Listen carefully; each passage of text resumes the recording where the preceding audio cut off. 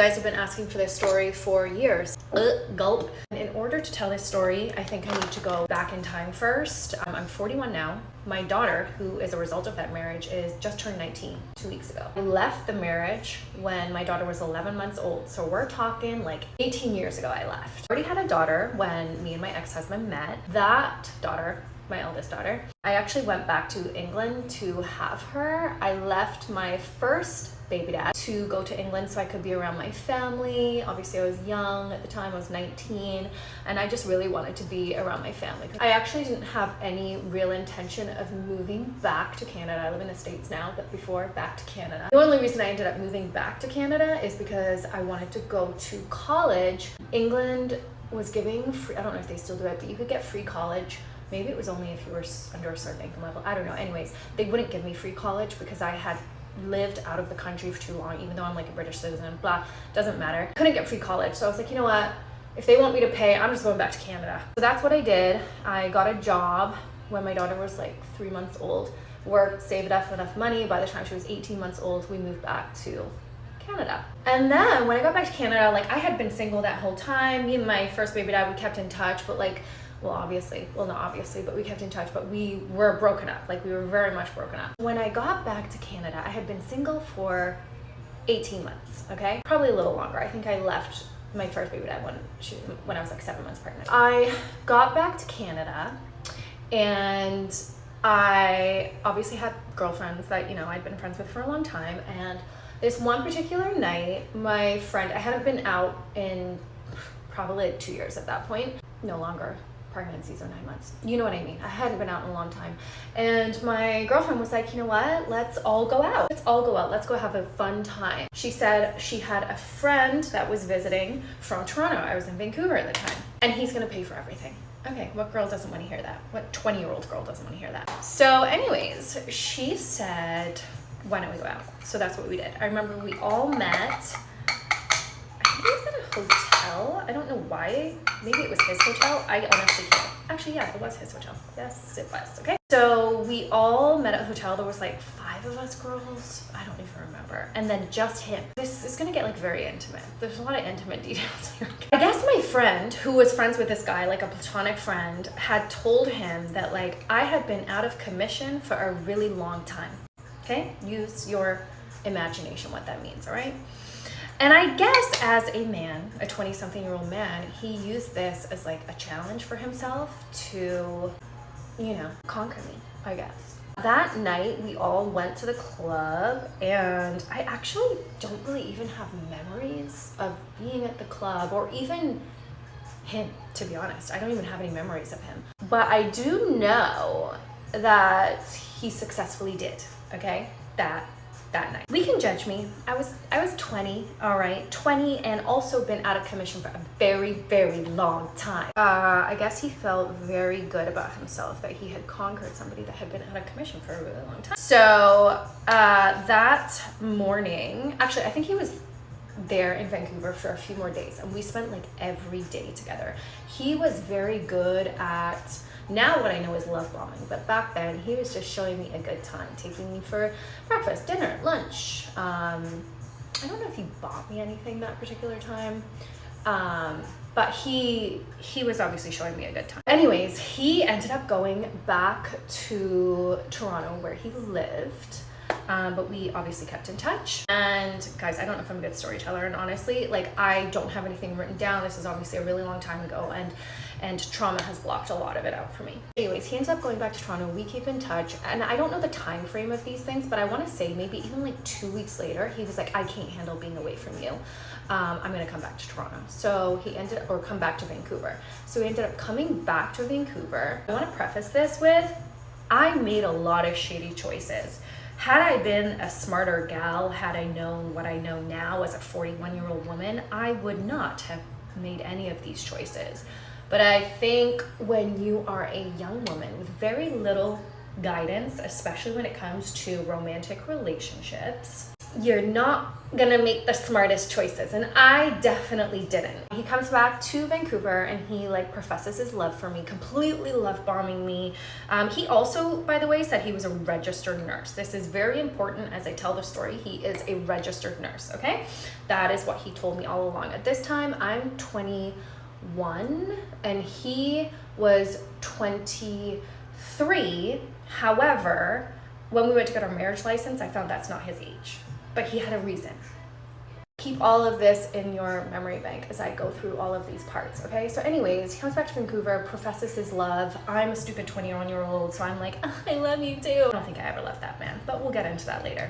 Anyways, I was living in a 1-bedroom apartment at the time. I was super proud of that apartment. I was going to college. I was in college for women's studies and philosophy. I wanted to be a lawyer. Like I had, you know, these really big plans for my life. Anyways, comes back to Vancouver, professes love for me, and says he wants to take me and my daughter back to Toronto, okay? Again, stupid girl.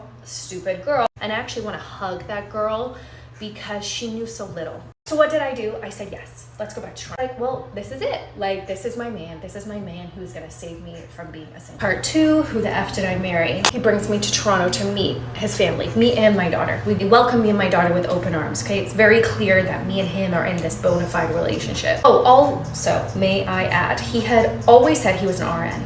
That's what he told me at the very beginning of our relationship. An RN in Canada is a 4-year degree. I was 21, he was 23 at the time, but also when we went to get a marriage license, I found out he wasn't 23, he was actually a different age, but he had a reason. He had a reason, so keep that in your pocket. So anyways, he said he was an RN. Later on in the relationship, he would come at me and shit on my situation, my living situation when we met. Now, let me explain my living situation versus his living situation when we met. I was living in a 1-bedroom. It was so cute. It was just me and my daughter. It was the cutest, in like the cutest area. I was in college at the time. I was studying women's studies and philosophy, and my whole plan was to go to law school, which, spoiler alert, never ended up happening. Now, when he invited me and my daughter to go with him to Toronto to meet his family, which, yes, stupid decision. We're like 3 weeks into the relationship at this point, and I know people will come at me in the comments and be like, hopefully me sharing my story will help other young women that not to make this decision. So anyways, we go to Toronto, and he's actually renting a room. That's his living situation. He's an RN, he's renting a room. So anyways, it was on this trip where he professed his love for me after 3 weeks. I also like had my first daughter, and I liked the idea of her, like when we were all together, like me and my daughter and him, it felt really nice. He professed his love, and he said that he couldn't be apart, and in order for us to, you know, do this, he was gonna move to Vancouver. Again, me being 21 and stupid, I said, yeah, sounds great, let's do it. So he did. He packed up his home and he moved to Vancouver. I don't remember when, like I honestly, the timeline is really spotty for me. He decides that our place is too small, which it was. And again, you're probably like, Michelle, what? Like, you guys, we end up moving in to this 2-bedroom basement suite, and he has money, but like, again, he's an RN, but at this point he's moved here. He doesn't have a job lined up to my knowledge. I don't know. I'm in college on student loans, but I think he used my student loan money. Oh, rewind. There was also a point during like the very early stages of our relationship where my first baby dad came to visit. Guys, this is not gonna have a true timeline because things I'm only just remembering now. I think this was already when my ex-husband had moved to Vancouver to be with me. Him and my baby dad had a feud, obviously. My first baby dad was like, well, I'm coming to Vancouver and I'm gonna spend time with my daughter. I was like, bet. You have the right to do so. So he ended up coming to Vancouver. Guys, am I the villain of my story? Anyways, my first baby dad has a hotel, and my ex-husband wasn't so supportive of my, well, he was okay with my daughter seeing her dad, but he was not okay with me being there while she saw her dad. So, but I was like, well, my daughter's like 18 months old and doesn't see her dad on the regular, so I am gonna be there, right? He didn't like that, and so I ended up just staying at my baby dad's hotel. And then my ex-husband came to the hotel and started banging on the door. I think he even called the police and said that my baby dad was kidnapping me. I don't remember. And anyways, that's just a side note that actually really doesn't have any relevance to the story because we obviously still continue to be in a relationship. However, I have to give credit to my first baby dad because he really did act as a support during and after my marriage. Nope, forgot something because I was like, wait, where did he propose to me? He actually proposed to me in my first one little bedroom apartment. So we mustn't have moved into that 2-bedroom. Let me tell you how he proposed because and he proposed, I think, after 3 months. I remember he asked my daughter at the time, my daughter being 18 months old, like, what the hell, right? How the hell did he propose to me? I remember the balcony of that apartment and him proposing, kind of. I don't know. He proposed to me and I said yes. Now this is where it gets really interesting because you know when you're young and you have people propose to you, just me, okay. But if you can relate to this, like when you're young and you have a boyfriend and you're like, yeah, let's get married. For me, it was very much that was what was happening. I didn't actually comprehend, you know, that there was going to be a real wedding. Where the hell is the beauty blender? Oh my gosh, hang on. You know what? Come back for part 3. Part 3, who the F did I marry? Now we left off where my ex-husband had proposed to me on the balcony of my little dinky 1-bedroom apartment that he would later shit on. He proposed to me, I'm 21, he's 23, or maybe I was like 22 at this time. He was 20, whatever. I don't even know how old this man is today. Now, when you're young, it might just be me, but when you're young and you get proposed to, you're thinking, yeah, it probably won't happen. He did propose with the ring, so maybe I should have understood that it was a little bit more serious. And I also think I said yes a little bit, feeling like pressure, like he had moved to Vancouver to be with me and like love bombed me. So I almost felt like, what am I gonna do? Am I gonna say no? But we kind of like continued on with our life. Now I can't remember if he was working because that is also a lot of this, because you remember he said he was an RN. I'm not gonna spoil it for you. I remember we made a guest list in my dinky little 1-bedroom apartment. I remember we made a guest list.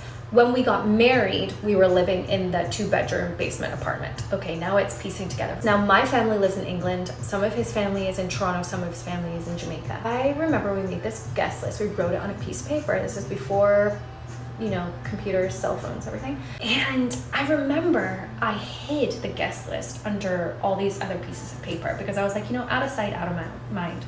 If he just doesn't see the piece of paper, then we're not gonna get married. Now, yes, should I have spoke up and said, hey, you know what, I think this is actually too soon. Maybe we shouldn't be getting married. But I didn't say that. And no one else spoke up around me. That's not true, my granddad did. But I remember he took out the guest list and he was like, we're gonna hire a wedding planner. Now again, remember, I don't even remember if he had a job at this time because there was a certain time much later on when he would wake up and put on his stethoscope to go to his RN job. But at this time, I think he said he was living on savings because I don't remember him waking up and going to a job. So he must have said that he was living off of savings, which we'll get into where those savings were coming from. He said we were gonna hire a wedding planner.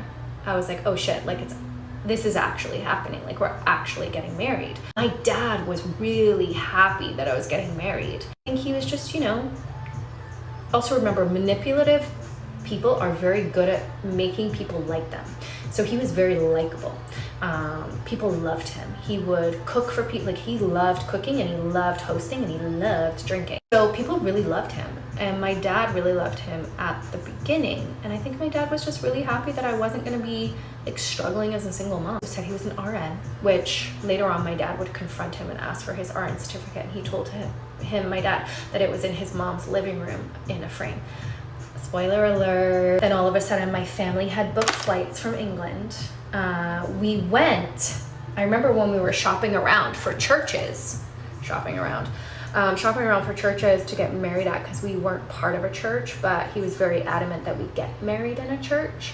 And I remember going, you have to like not interview, but you have to sit down with the pastor. The pastor basically says like, okay, yeah, like I'll marry you. I remember him he agreed to marry us. That wasn't the point. But I remember he said, oh, as part of the ceremony, I like to light a candle during the ceremony for people that have passed on so that they can be included in the wedding. And I remember my ex being like, oh, you should light a candle for your mom so your mom could be present.